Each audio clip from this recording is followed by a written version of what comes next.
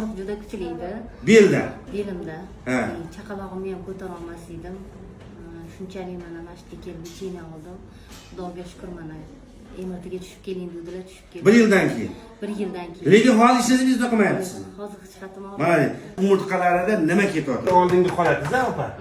Mana 1 yil oldingi holat mana suyakni fonini ko'ryapsizlar, mana qorayotgan suyaklarni atok bo'lgan. Mana shu qorayotgan narsa suyakni atoki edi, shishyotdi. 1 yil oldin. Endi bu shu holat mana bu raytni ko'r.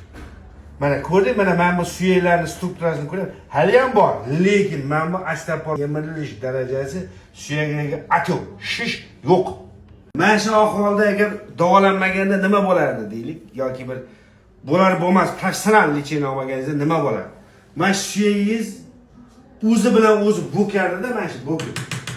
Suyagingiz turgan joyida umurtqangiz mo'rtlashib, o'zini o'zi yeb tashladi.